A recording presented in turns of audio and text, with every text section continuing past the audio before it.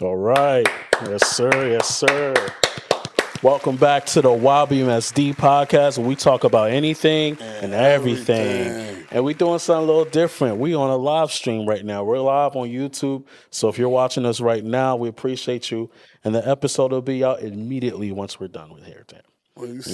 say? We live, P. We live. We live, P. Yes, sir. Yes, sir. My brother Marv, what's going on? How you What doing? up, what up, what up, man? Puka Doncic in the building. I feel like the people ain't see you in a while, man. I missed the episode, but we back, baby. Yeah, man. Tell us what's going on.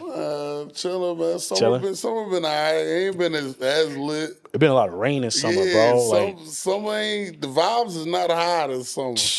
But I'm about to salvage it this last month. We get my summer's worth. You know what I mean? Summer is probably going to lean into like September. Oh, I'm going crazy this fall. I mean?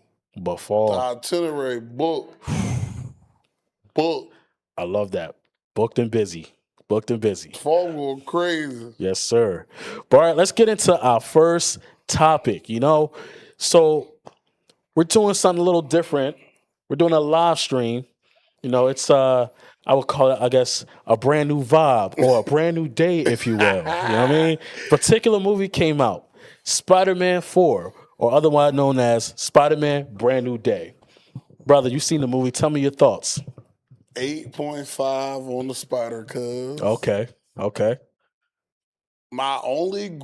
movie itself that's probably one of the best shot superhero movies ever. Excellent.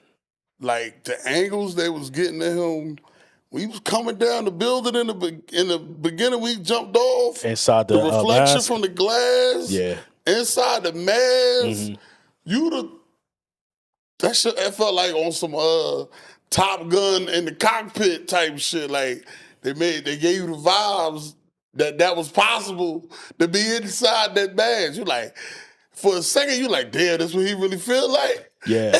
You can definitely, there was a focus on like POV shots. Yeah. You can definitely see that DDC or Dustin Daniel Cretton drew some influence or took some notes out of a page of Sam Raimi, because Sam Raimi kind of experimented with those shots as well. Yeah. But I will have to agree with you. I think the movie is 8, and I'll get into that. But I want to hear your thoughts on just the movie as a whole. What did you think about Peter Parker and his journey in the movie? And what did you think about like the X-Men storyline, like the mutant storyline? I like the grown Peter Parker, but I don't feel like he still ain't grown enough. Like he a young man, young adult, really big kid shit still though. Like he's still not a man. Yeah. Like and I thought this was like a coming of age man movie. He's still not a man. Well, what I will say is he definitely does feel more mature than the previous film. Oh, he gotta be, because he's on his own. He's on his own. But he is still essentially a kid. He's 22. He's at ESU, and he's watching his friends who don't know him from a can of paint at MIT. So, in my opinion, I enjoyed some of the loneliness that they dived in. Oh, my favorite parts was the pain. Yeah. The pain was the best parts of the movie. Listen, bro, there's one thing about Spider-Man. Every Spider-Man fan loves to see Peter Parker down bad. Give us the press Peter Parker all the time, bro. All the time. The pain was hard when you seen MJ kissing her boyfriend. That scene, that 10 minutes, bro, set him up. He saw MJ kiss her boyfriend. He started mutating immediately. He started mutating Boy went immediately. Home and passed out. Sober. Sweating profusely. Like he literally jumped off the building. Yeah. Like it was borderline suicidal. Hey, boy. He's on suicide watch. Ultra Instinct called him. He ain't catch himself. What? Yeah, I definitely did enjoy that. Just those moments where, he felt that crushing pain from just, longing for MJ and not being able to have her and then seeing her with another man. I say that to say this. I needed more pain. I needed more pain from Peter Parker. All right. The pain was relatively quick.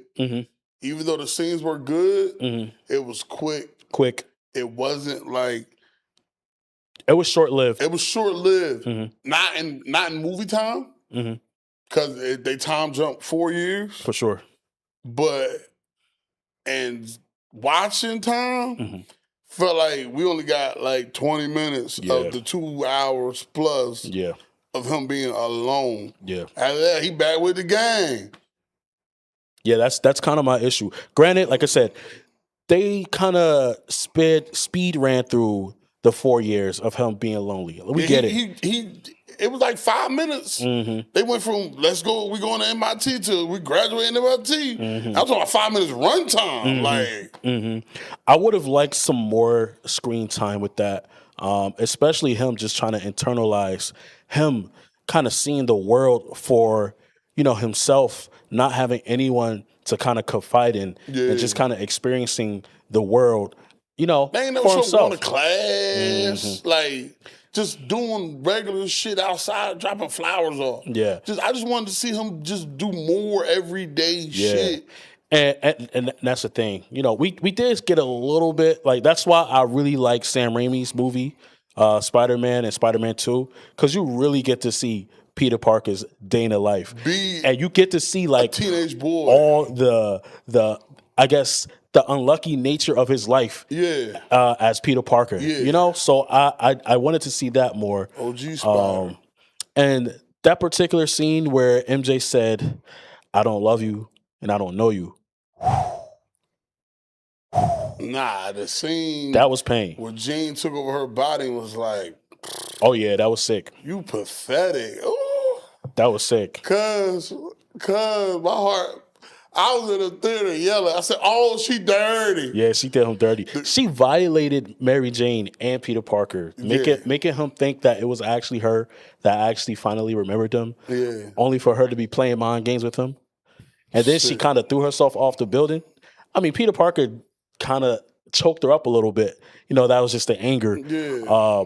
But just that particular scene with Jean Grey, that's when I knew she wasn't playing no games. But what I ain't like also the speed run through the other villains, that was corny. And then you get Scorpion the most screen time. Corny. Yeah, I get it from a movie point of view because you have to set up damage control and you also have to set up Jean Grey.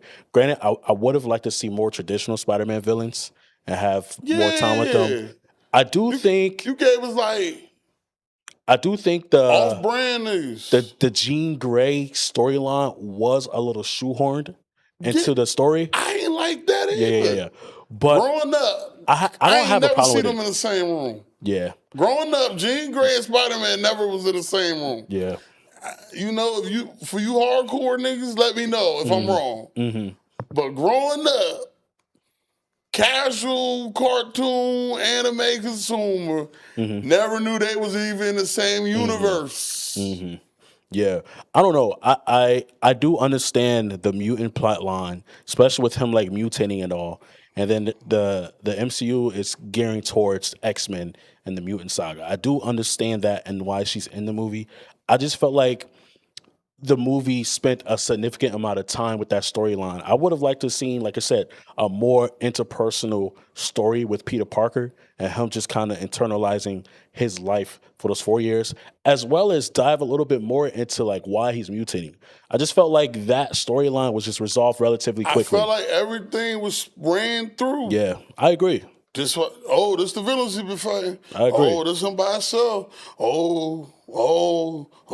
It's like you never got to sit with nothing. Yeah. And it's also interesting. You really get to see how smart Peter Parker is, right? Because he went to Dr. Banner. Dr. Banner has the power inhibitor to have control over the Hulk. And then Spider-Man kind of took that and re-rocked it. Yeah. And then Bruce Banner was like, "Wait, you're not one of my students. You're too smart. You're too smart." Yeah. He's like, "Why would you even want to like use that power? Like what kind of power that you're trying to hide from yourself?" Yeah. So he peeped game, and then Peter Parker, he was so smart to develop a power inhibitor, but wasn't smart to realize, hey, this is actually dangerous because it could be used for not good. I like how MJ Mm-hmm. hitting with the duh dummy. Yeah, That's right, why it ain't right, working. right, I was just like, right. She did that. She did that, and it was like voila for him. And then secondly, she also questioned him like, "Why would you want to use this?" Right? character, like Mm-hmm. morale shit, Mm-hmm. though. Mm-hmm. Real, like, Mm-hmm. what kind So of person are you that want to do yeah, this to yourself? yes. That shit was So that's tough. two characters in the movie speaking to how dangerous it is. Yeah. Right. So if the MCU were smart, I think they should continue with that storyline because that particular inhibitor can be used against mutants. Anybody. Mutants. Knock anybody down, though. Hmm. And I think Damage Control is going to get a piece of that. And then the whole mutant hate, mutant propaganda agenda is going to come together in future movies. I think the catalyst was Jean Grey. We saw what Jean Grey was doing. We saw how she was moving. We saw she got that one dude smacked by a taxi. You saw that? That was, Yeah, that was that crazy. was, Yeah, she did him dirty. that was another thing I didn't like, how they had her moving. Mm-hmm. Her principle about what she was trying to get done don't match what they had her doing. Mm-hmm. You fucking up Damage Control to look for your sister, Mm-hmm. but why are you killing random people? Mm-hmm. That, you feel me? Like, it don't align Mm-hmm. with what she was on. Mm-hmm. Like, that's what I don't get. Yeah. Well, I have to watch the movie again. I have seen people criticize her. Like some of the things that she was doing was very extreme for someone it that kidnapped her wasn't sister. To get what she wanted, Yeah, though. yeah. It was just like casual hooping. I don't remember her killing a lot of people though. So I have to She watch was the movie just putting again. a lot of people in danger, though. Yes, she was. She was. Didn't that in events that wasn't going to the cause. She was. You feel me? Yeah. How do you feel about Punisher being in that movie? Frank Castle. Unnecessary. You didn't like it? No, I feel like they just plugging him anywhere after just seeing him in a Daredevil joint. I feel like they don't want to let him go. I like it. Ain't. I don't hate it. I actually do like the dynamic they have, just because they're contrasting characters. Yeah, no, I'm. The friendship is camaraderie, good. Well, it wasn't friendship at first. Yeah, but like their professional courtesy. Yeah. Good. Yeah. But I don't know. I would have. It didn't feel like it didn't feel like a good meal. Okay. It felt like a potluck. It's like, hey, we all just gonna bring shit and have this dinner. It didn't feel like niggas had a cohesive dinner though. Okay. That's what it felt like. Well, yeah. I mean, like I said, in my opinion, I really did like this movie. It was enjoyable. I actually had high expectations for this movie, so I'm not gonna say I was disappointed. I guess it didn't meet the expectations that I had. So I would say this is a really good movie, but it's not a great movie. Yeah. Some people were saying this is the best Spider-Man movie Hell no. ever. Hell I can't agree. Hell no. And I think this is a nice transition to my next topic or my next question. I want you to name your top 3 favorite Spider-Man films. And is this movie one of them? No. Okay. Give me 2 Tobys and No Way Home. No Way Home? Yeah. You like No Way Home? You watched it the second time? Yeah. I remember the first time you watched it, you didn't really you wasn't really rocking with it. But if it's out of all the Spider-Man movies. Okay. Yeah. So for me, Spider-Man 2, Tobey. that's number 1. That's Tobey Maguire. Yeah. Tobey Maguire, Sam Raimi. Yeah. The number 2, I'm going to have to go Spider-Verse Across the Spider-Verse Across. No, it's called Spider-Man Across the Spider-Verse, the animated movie with Miles Morales. I don't know if you watched those films, but I watched those. I love the second movie, bro. I thought it was excellent. I'm not a fan of the time they take to make those. Yeah, they take forever. It ain't that goddamn good to be waiting 2 years to watch a goddamn cartoon glitch for an hour. Yeah. Well, the good news is we are supposedly supposed to get the movie next year in June. A person or another cartoon? It's going to be the final part of the Spider-Verse trilogy. We're getting that next year in June. So we ever gonna get a body Miles? We'll see. We'll see. A homeboy Miles? We'll see. We'll see. And I'm going to name my third movie. No Way Home would be 3. So that's Spider-Man 2, Across the Spider-Verse, and then No Way Home. But you bring up a good point. There was a post-credit scene in Spider-Man 4. And it was the app that Ned Leeds had. Yeah, and the app said that a new Spider-Man has appeared. And then it pointed to outer space. Yeah. So a lot of people were theorizing, could it be Tobey Maguire? Because he's been in the MCU before. Could it be a Miles Morales? Multiverse Miles Morales. You think it's the multiverse Miles Morales? What else coming into the live action verse? Come on, man. Okay. Or it's just a seed for the Miles Morales movie. Okay. So check this out. So the lineup goes like this. The next Marvel film is Avengers Doomsday. Yeah. Or RDJ. Yeah. I think that movie is going to be crazy. Yeah. I saw the trailer, man. My boy going to hold it down something crazy.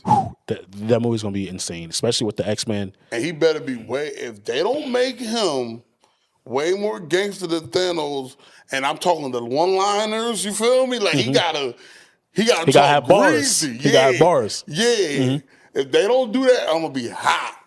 Listen, I think RDJ is making sure that the $100 million he's gonna get paid in these 2 movies, it's gonna be worth every penny. Yeah. And then he's actually putting effort into his accent. You can actually see that he put in some effort to develop that Latvian accent. Yeah. So I think that's going to be great. So that's the next film. And then, like I said, the Spider-Verse film is June. It's going to be in June 2027. And then next December will be Secret Wars. So Secret Wars? Yeah, it's 2 Avengers. Samuel L. Jackson shit? No, that's Secret Invasion. Yeah. Secret Wars. We on that shit again? No. I might be. We no. on that alien bullshit again. It's pretty much like a part 2 Avengers film, like how they did Infinity War and Endgame. Yeah, it's going to be like that. Part 2 to what? To Doomsday. To Doomsday. All right. Yeah. Secret Wars. Yeah. So that's the lineup. I'm very excited for that movie. I cannot wait to see it. I already bought tickets. Yeah, tickets are sold out. I'm going to see Doomsday because my boy to go. Mm-hmm. But we'll see. We'll see how it turns out. But I want to move on to House of the Dragon. Them dragons. R.I.P. Big Sheep. Big Sheep not dead yet. But since we talked about it, we got a 4-way dragon battle. That shit was tough. For the first time ever. And I felt bad for Big Sheep. What? I said, damn. They was jumping Big Sheep. They was jumping Big Sheep. But Big Sheep was holding his own. He was holding it down. Big Sheep, it's not sweet over here. Yeah. It's not sweet over here. So we've seen dragon battles before. The last great one was Rhaenys versus Aemon, Vhagar and Meleys, which was spectacular. But this, I've never seen a 4-way. Like you could tell, and it was that on money ground with it, and it was on the ground with it, just biting, no flying, just biting and scratching. I was very stressed watching that. Yeah, that shit was tough to watch. It was very entertaining and exciting. But when you actually saw how they were hurting each other, I was like, ooh. Yeah, I said, ooh. We need these. But I said, no. I said, these dragons killing each other is not against when we got the greens turning up. This is the last thing we need, bro. Bro, I said, shit going on. Y'all out here playing. Bro. Shout out to Cyrax, though. Cyrax came in there. She came in there with smoke. And then I was watching Sheep Stealer bite the shit out of Cyrax. Yeah. And I'm like, wait, Caraxes is not going to do nothing? Bro, I'm watching this shit. I'm like, yo. Dead. I thought Cyrax was going to be out of there. The way Sheep Stealer because Sheep Stealer's a bigger dragon. So I'm like, yo. And then they started jumping Sheep Stealer. And then you saw the Sheep Stealer. It sounded like a puppy growling. I don't know if you peeped the growl, but it was just tragic to watch, bro. And when you think about it, bro, none of this shit is Sheep Stealer's fault, bro. No, he was just a dragon minding his own fucking business, eating his sheep that he caught. And then Raina had to jump in because she wanted a dragon so bad. And then she caught a wild dragon, thought she could take it to a war to help her uncle. Yeah, And now we in this situation. yeah. Well, that's the way they wanted to write it up. That ain't happening in the So book. it was like I personally felt like that entire scene was pointless because you hurt dragons for essentially no reason. I'm glad Sheep Stealer didn't die. Caraxes let Sheep Stealer go away because Damon had fell Got off, hurt. and Caraxes prioritized Damon over, Caraxes and Damon. She still couldn't fly away though. I Yes. think that's the only reason. Yeah. Caraxes let. Yeah. Someone's cuz couldn't fly. She's like, Yeah. I can finish her when I want. Yeah. So here's my thing.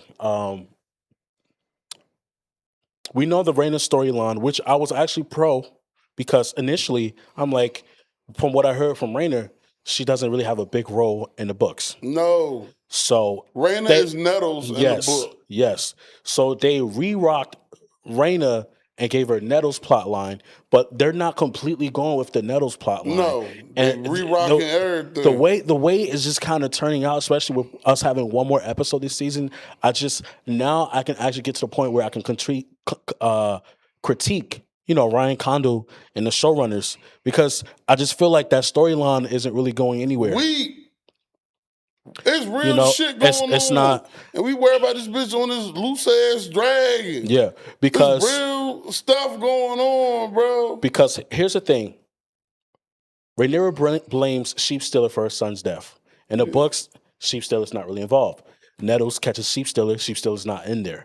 So they decided to make Sheep Stealer responsible, or somewhat responsible, for Jace's death. Right? Rhaenyra's like, I need to find Sheep Stealer, and then they find the person that rolled Sheep Stealer. That's taken care of. Damon takes care of that, and then she eventually finds out that Damon was lying. Yeah. And then she gets Raina, she sees Raina, and it's like, it's not an immediate execution. She takes Raina back, she gets her clean and bathe, and Raina's in the chambers, just kind of reflecting everything. Now we know Rhaenyra don't got the dog in her to actually kill her. We knew that when she got the throne, and she cut Cuz in the back. Mm-hmm. We knew because she swung with her eyes closed. That was her first time. That's what I'm saying. I'll give it to her. No, that's her first time. She never trained with a sword. Dog. I have to give her that grace. No pass, no dog. Second swipe, she got it though. Shit. But listen, what was the point of all that if Raina was going to be kept alive to begin with? Damon should have just dragged her ass to King's Landing and say, listen, this was a big mistake. And then we don't have to go through the whole dragon scenario hurting each other. Wasteful. So I'm just a little confused about that, And you know what I don't like? Last season, Damon spent off season at Harrenhal doing nothing. Mm-hmm. Aemon spent his all season at Harrenhal doing nothing. They bull spitting with my show, with the source. That's not what was going on in the book. It's other stuff you could be showing, bro. Mm-hmm. I really feel like they just stretching out. This should have been over this season. Yeah. If they gave it to us how they were supposed to, 3 seasons, done. I think it was always going to be 4. But maybe 3. I don't know. Maybe 3.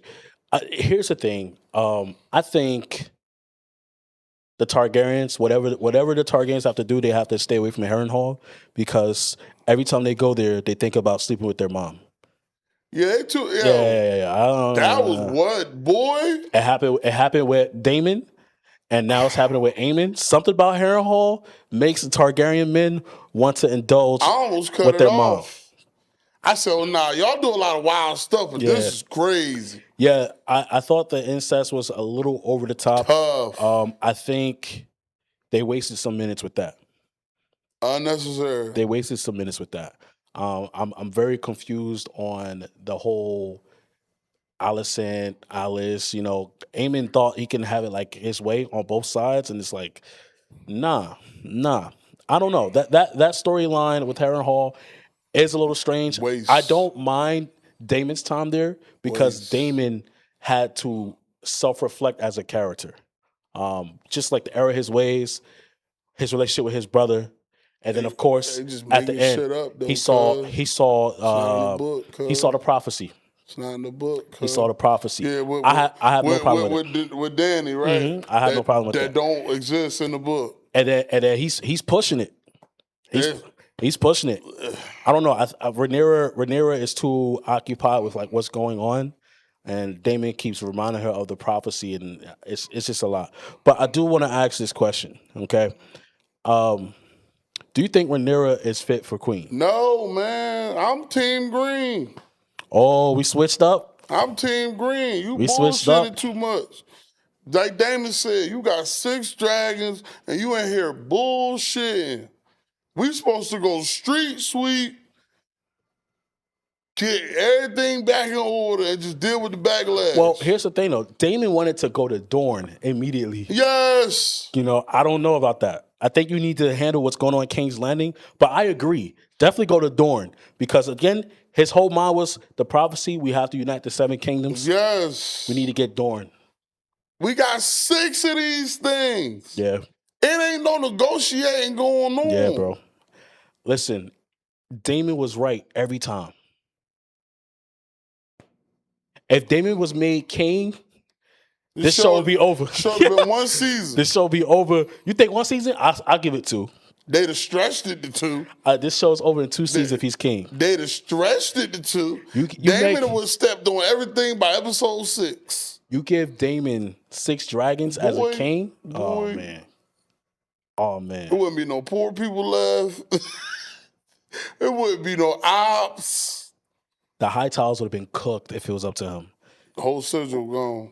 Rhaenyra should have burnt Ormond and all the Hightowers when they had a chance. And the fact that you gave them the opportunity to walk away after bending the knee, thinking that shit was going to be sweet. And then they just, you feel me? And now Rhaenyra's paranoid. She don't know what the fuck is going on. You know what I mean? She's like, and what if Aegon? Fucking on her high council. What if Aegon? What if Aemon? Where's Vhagar? The gold cloaks, you know? And Mysaria, she's like the worst whispers ever. She's like, if that was Varys, he would have knew where the fuck Aegon was. He would have knew where the fuck Aemon was. He would have heard about Vhagar. He would have got shit she done. Ain't nothing but a bedside lady. She ain't no real sorcerer. She's nothing but a whore. Whispers, bro. She's a whore that Daemon used to just smack. Bro, she don't got no connection in the street for real. I'm not gonna say that she don't. I just think that they ain't got no info. She is hyper focused on getting close to Rhaenyra instead of doing good work. Cause that'll get you closer. And then the guy that's on the council, the Master of Coin from House Manderly. Remember her whole point was like, hey, let's just pin the finances on the Master of Coin. Yeah. And he's like, wait, I feel like y'all stuck me here. Y'all stuck me here. Y'all, like I feel like you guys are trying to put all the blame on me. Like this shit's been premeditated. How somebody you done set up figure out you set them up already? And then boom. So Rhaenyra's council is a mess. Her council's a mess. Stinks. She's not listening to Daemon. No. And then she's listening to Mysaria. And then she clocks Mysaria as being greedy and is trying to put honey into her ear. And then she ends up folding. And then they in there rock, paper, scissor. You shitting me? Piss me off, bro. And that's what she does. You know, she comes from a whorehouse, right? She told her what she needed to hear. Rhaenyra come from a whorehouse too. No, she don't. Yes, she do. No, she don't. Them children are bastards. No, she don't. No, she don't. But I think Rhaenyra, she obviously got cut by the throne. I think Rhaenyra would have made a great queen in a time of peace. Nah, because she's a queen during time of war. Yes. She was a queen in a time of war. She saw how her father handled things, and that's just not how things are going to get done. It's not how war go, bro. You know, it's not going to get done like that. Pissing me off, and that's what pissed Daemon off. She said, my father would have did this. My father wouldn't have done this. He said, and there we have it. You're trying to rule like your father. I told you plenty of times, your father was soft. Weak. Your father was weak. He rejected the dragon. You know, he was a great man. I love him to death. I love my brother. My brother should have never been nobody king, though. But he was not a suitable king. Yeah. I'm not going to say he was a bad king because they were a time of peace. Time of peace, But bro. he just when it came to dealing with conflict, he wasn't good at it. And now Rhaenyra's in the same shoes, and she's not playing the Game of Thrones. And respectfully, Ormond Hightower is. Oh, my boy playing 3D chess. He over there getting shit done. A town over, getting over, wiping noses, and he got oath adding dragons and a dragon, and he hates dragons, by the way. Hate them. But he got a dragon. But he got to play the game. He got to play the game. He got 4. They got 4 dragons now. Mm-hmm. It's 5-on-4 now. Mm-hmm. First of all, I just got to say, Oath, you raggedy bitch. You are a bum. I can't stand Oath, bro. No. I can't stand him. Word to Jace. Jace knew. You can't trust these strangers with Jace knew. Fucking dragons. I was always with Jace. Always. I was always with him. That's on Rhaenyra again. She gave lowborns with no bastard children. Yeah, lowborn. She gave bastard lowborns with no type of experience with dealing with people of highborn, dealing with court, and then she gave them an opportunity to have a dragon. You think they're going to be loyal to you, especially when you're treating them like tools? And you're not you talking about you hate Oath. I hate Hammer wife. Yeah, she did a dirty shit. Yeah. She was very ungrateful. You know, very I ungrateful. ain't a fan of TVs. Bro, she was very ungrateful. Now, I understand her frustrations. He left her. Yes. But listen, what I've been doing is to literally better us, my family, my child. I'm going to take you to King's Landing. Respect. And I have a dragon. I'll be able to protect us. But her screaming like she ain't know him was nuts. Yeah, she wilded out. You down there yell rape. She wilded out, bro. And he just trying to talk. But do you think Sir Hugh Hammer is going to turn? Everybody going to, if I'm flipping, everybody flipping. Because ain't nothing going right. So I think Hugh Hammer has more class than Oath.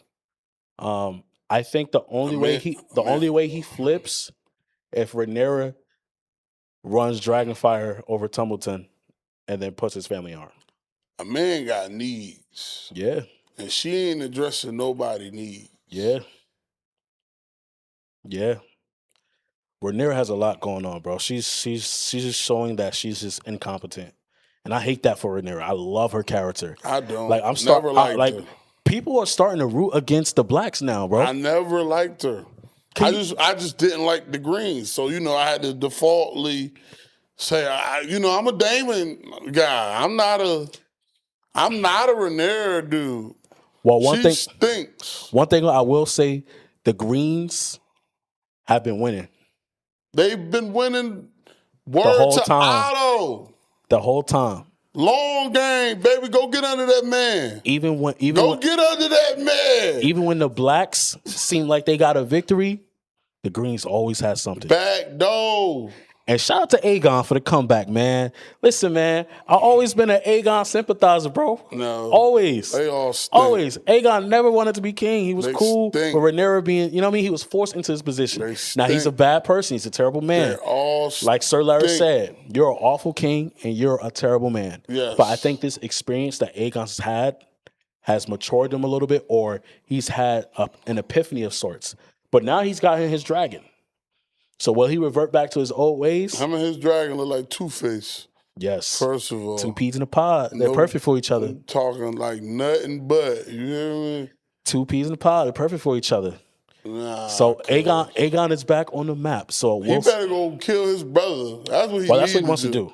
He wants to do. He should do. And then Helena did say she had a dream that Aegon would come back on the throne. Yeah, and then she had the horse in the meadow with the kids.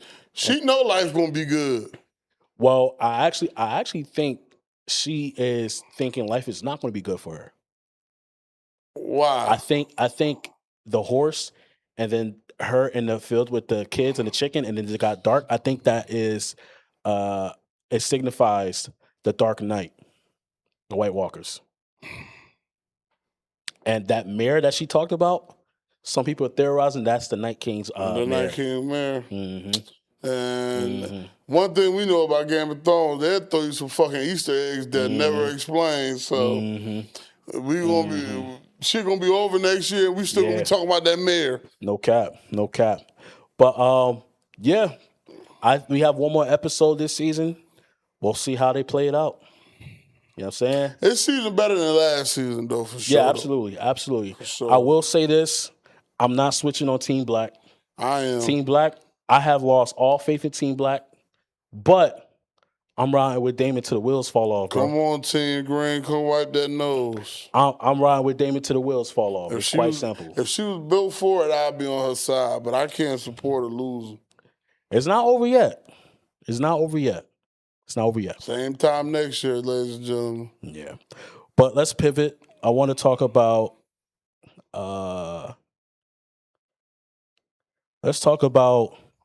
the fallout between the Celtics and Jaylen Brown. So Jaylen Brown has expressed he's felt betrayed by his organization on the stream. So I wanted to hear your thoughts on that, and then we'll also elaborate on Iguodala and what he said.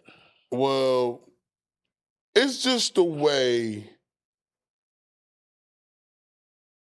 it's sports entertainment business. Fans see it as just sports and fanatic loyalty nonsense.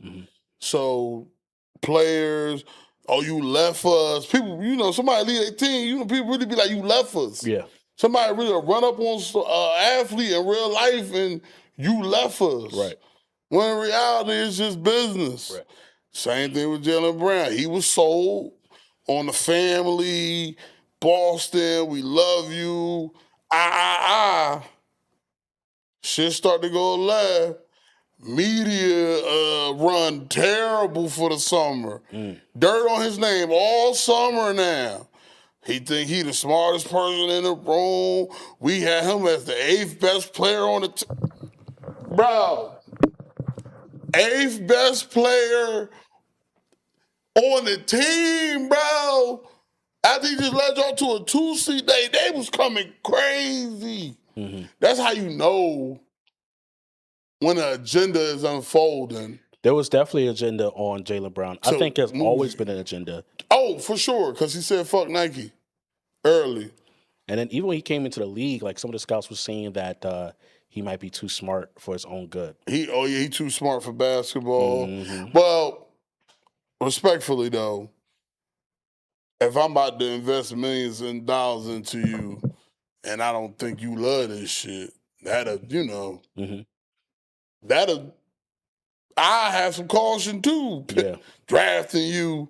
If I think one day you might wake up like Andrew Luck and say, yeah, I'm going to go work at NASA. You feel me? No, I get that. But like I said, I think that's not a concern an exec should worry about regarding his intelligence. That's your job, bro. No, you make a bad pick. You know he was a top pick, bro. No. You pick a top player and 2 years later he say, yeah, this ain't for me. You gonna be home just like him. No, I think you go with the best talent and then you have that conversation with them and you try to make him happy. Especially if he's actually a very valuable piece and a very talented player. Yeah, no. Now, yes. I mean, like during the draft process, having them concerns about him might choose something other than basketball is very valid concerns. But like now, hell no. Now you make whatever work. Y'all want a chip. Y'all know this shit work. Other star was hurt. Fine-tune the roster. Y'all ain't had no center. Run it back. I don't know what the fuck they doing. Paul George ain't had a hit since Ike hit Tina. Like, it's... Bro. I seen it on Club 520. They asked, who you rather have today? Dylan Brooks or Paul George? Dylan Brooks. Come on, bro. Locking in way more on D and still going to be serviceable on offense. Paul George is not locking in no more, bro. Honestly, I think Paul George is in no man's land. I think... He's at the end. I think... He before you fall off the cliff. Yeah, he's right at the age. He right at before you. Like- He's very serviceable. He put up 18 points last year on 13 shots. Cooking. But he only played how many games? And he got suspended for taking them PEDs. So I don't even know if that was the real you. You feel me? Playoff P. Pandemic But P, the way man. they did Jaylen Brown was dirty, though, bro. You don't do a star like that, especially a championship finals MVP on your team. Finals We've never MVP. seen that, bro. We've never seen that in basketball. We've never seen somebody tarnish their final MVP like that in the media. Yeah, I mean, honestly, I think the NBA has been very strange these past couple years with that, with Jaylen Brown, and then like even the Luka Doncic trade, bro. I thought there was definitely, it was definitely non-basketball related as far as like that Because you trade. got more non-basketball people as owners now. All these tech nerds and anybody with $5 billion, $10 billion owning the team, they not real basketball fans or people. They just rich as shit. Like, Jerry Jones is a billionaire, but he is a football fan. For sure. Like, people are fans of the game on top of the Steve Ballmer. Yeah, he's a fan. Basketball fan on top of being a $100 billion man. So